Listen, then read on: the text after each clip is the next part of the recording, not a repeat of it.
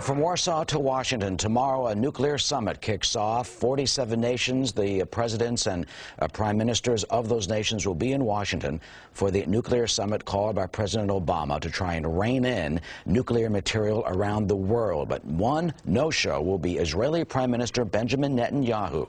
Instead, Israel will send its deputy prime minister and the head of its National Security Council. And of course, there's the recent touchy relationship between the Obama administration and our strongest ally in the Mideast overshadowing all this. What is it about? Well, joining us now is the former ambassador Dan Gillerman. He is the former Israeli ambassador to the United Nations, and he joins us this morning from Los Angeles. Ambassador Gillerman, always good to see you. Welcome this morning. Thank you. It's good to be with you, Eric. What is behind the Prime Minister's decision not to attend this meeting? Well, I wish the Prime Minister were there. I think he should be there. And I believe that what lies behind his decision is both the fear of or the worry about some Arab countries using it again and turning it into a stage for Israel bashing. But I think that there's also another thing. You know, Prime Minister Netanyahu was, when he was a young man, commander of one of Israel's elite commando units. When you are a commander of such a unit, the first thing you learn is never to walk into an ambush. And if you ever do, then you surely make sure that you never walk into an ambush again. I think that to a certain extent, Prime Minister Netanyahu was ambushed by President Obama and the Obama administration last month when he visited Washington. I think that the way his visit was handled was not the way you handle the visit of your closest ally. And I think that the fact that he is not there is also partly because of the crisis of confidence and trust and the wedge which has been driven through Israeli-American relations. Well, talk for a moment, if you can, about what you call that crisis of confidence. The reports say that the Prime Minister was concerned that Turkey and Egypt would start talking about Israel's reported nuclear arsenal. But you feel really it's a message to the Obama White House about what's been going on recently dealing with these settlements? Well, I think it's both. I don't think that Prime Minister Netanyahu, knowing him well, is worried about what Egypt or Turkey or any of the other countries would do. You know, at that summit, the only weapon is a microphone. And once you're handed the microphone, and Prime Minister Netanyahu knows to handle it very, very well, you can actually expose the hypocrisy and the double standards of all those countries if they ever wanted to single out Israel.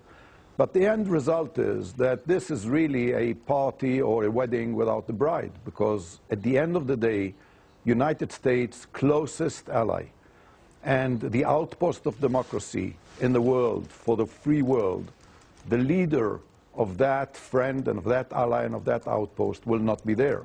And he will not be there also, I think, because there is at the moment a crisis which unfortunately has been made public by this administration. You know, there are crises and there are disagreements always, but even within a family or a marriage, you try and resolve them privately. I think this administration has made a very big mistake by making this crisis public and making this wedge so visible.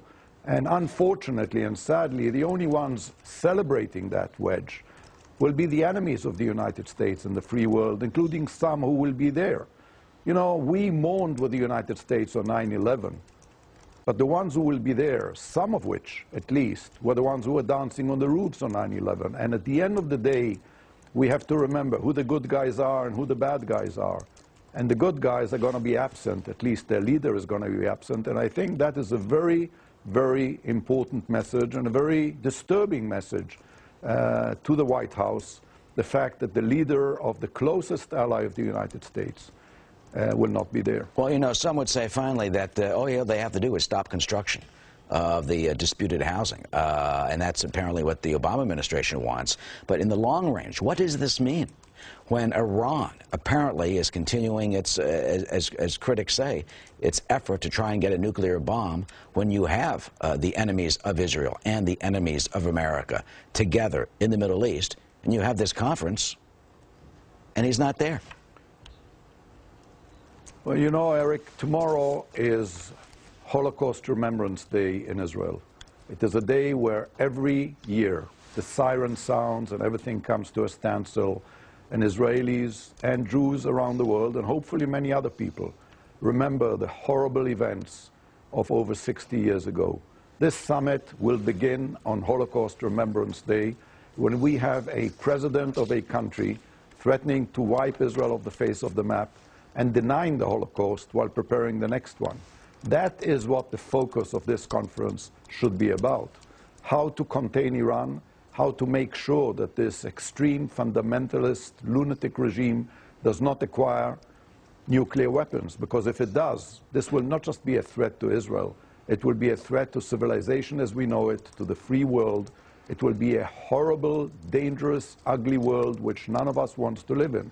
That should be the focus of the conference, and Israel and its leader should have been there in order to make that point and be part of a world coalition of the moderates against the extremists to make sure that this doesn't happen, and that whatever happened and that Holocaust which happened over 60 years ago will never, ever happen again. And the ironies today, Iran has been elected twice as a member of the United Nations Nuclear Proliferation Committee. The meeting starts tomorrow. A former Israeli ambassador to the United Nations, Daniel Gillerman, who joins us often on Sunday mornings, thank you so much for your words this morning. Thank you, Eric. And you know about the hypocrisy of the United Nations probably more than anybody else, and your book tells it all. Thank you. Thank you, Ambassador.